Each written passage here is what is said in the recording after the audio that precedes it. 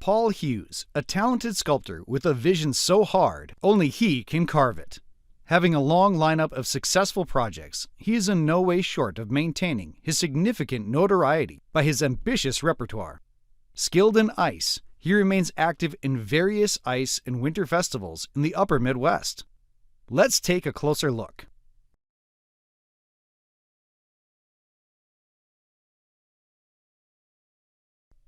Why ice? I think because it's unique, and it's something I started a long time ago, and it's we've had the opportunity moving to Minnesota here just with the Winter Carnival and a few other events kind of around here just to continue with ice, and it's just something that's unique, and you've got the power tools and chainsaws and stuff like that. It's a little bit easier than wood carving, and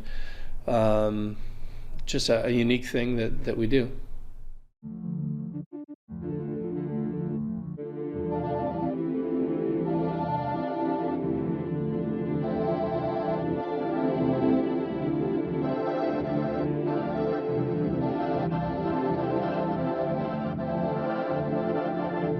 What got you into sculpting?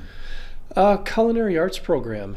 Actually, back when I graduated from high school, I went into a culinary arts program, and they had a special projects unit that had, vegetable carving, fat carving, ice sculpture, those kind of things.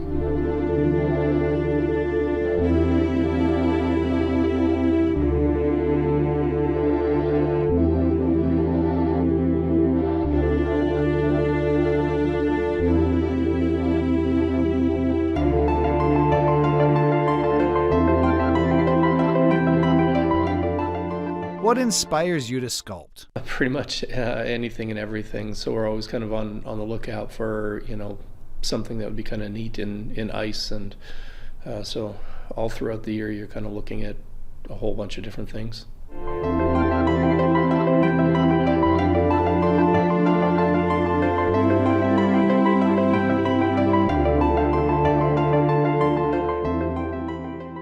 What are some of your techniques? I think some of the flowing lines and that kind of thing, just general sweeping curves and kind of that aesthetic, in a design that there's, some motion to it.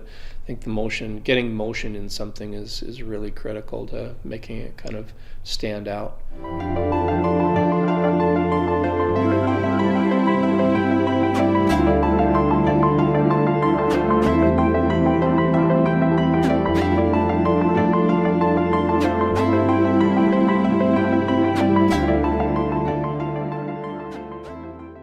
How was participating in Winterfest at Lucille's in Prescott, Wisconsin?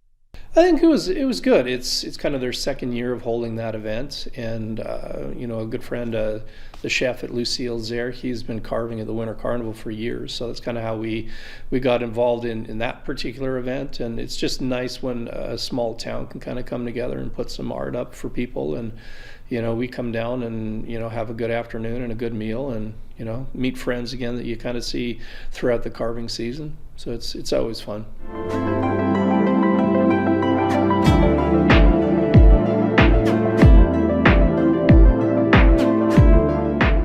Did you meet many other ice sculptors at the event?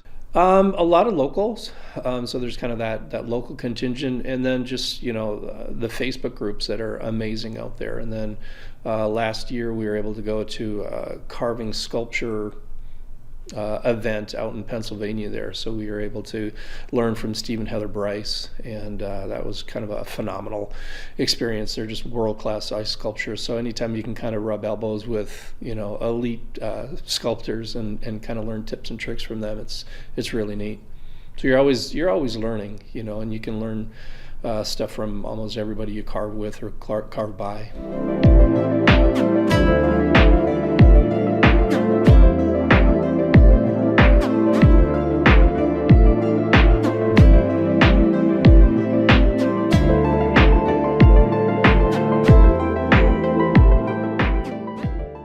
What did you learn from Stephen and Heather Bryce? Their approach to templates and getting very specific in a template, and the ability to kind of look at a three-dimensional thing, break it down into two dimensions, create a template for that, and then carve to the template, and rounding off corners, and just a different technique. It's a technique that I've kind of I know, but not to that level of expertise. And then also he's a tool maker, so we were able to buy a few tools from him that help us get kind of to the end product faster and with more precision.